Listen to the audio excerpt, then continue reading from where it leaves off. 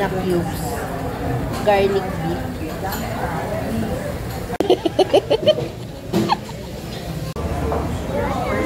Sarap. Sarap.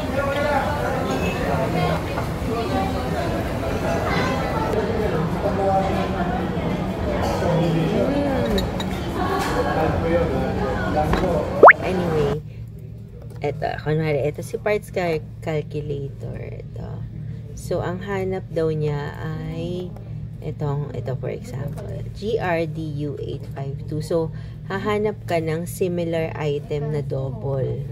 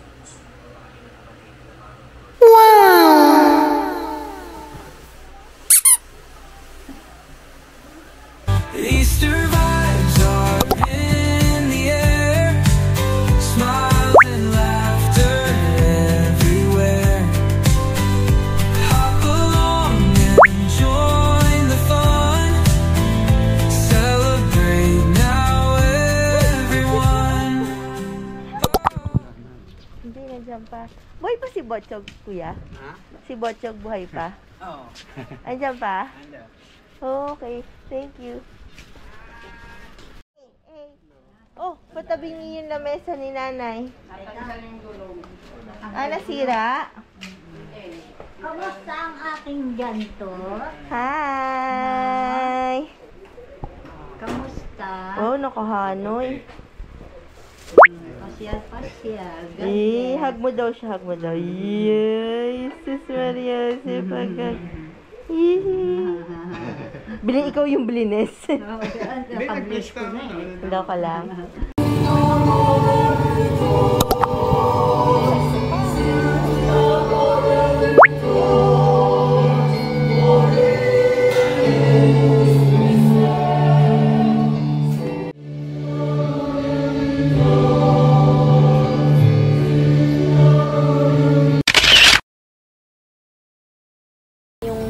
Parang drip coffee, pero pwede din siya na ibabagat nila. Tapos sasala. Ang hindi magandang baba, dili kailangan laga.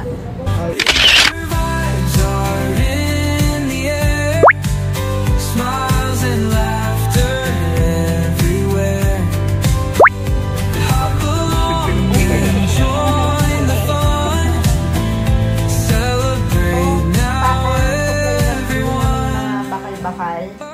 Sa aso ko, ay kay parts dapat yun eh. Ano kulay? Blue. Baka ikaw nilagay yung pakuto ng aso yun ah. Hindi Bye! Sige, balik na lang kami soon. Mag-iingat kayong dalawa. Bye, Salamat Nay. yan to. Nakasama ka. Salamat, nanay. Bye. Sa inyong dalawa. Kaya nagtithank you sa amin. Eh, siyempre, iba Galingan naman mo. may thank you. Galingan mo, magpalakas ka. Magpapagaling ako. Talagang sarap nga nung simbahan na yun. Grabe. Hi, girl! Sama ka na sa bike ni Mami? Huh? Yay! I-resume na natin yung ating project. So, tada! Aray ko.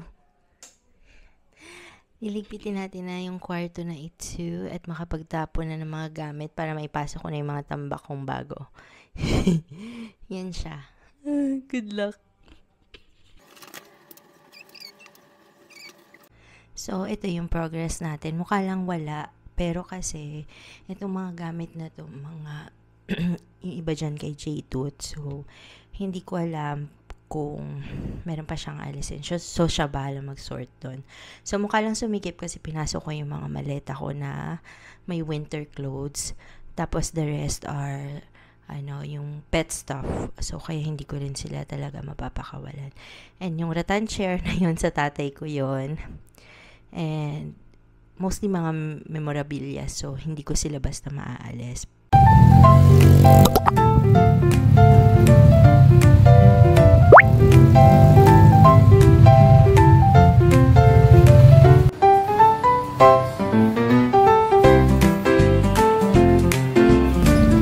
Subukan natin yung Starbucks dito sa may malapit sa tramo.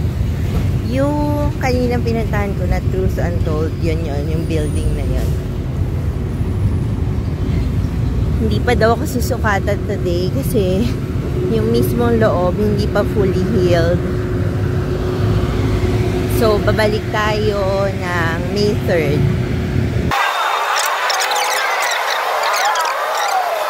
Sobrang ganda ng Starbucks dito.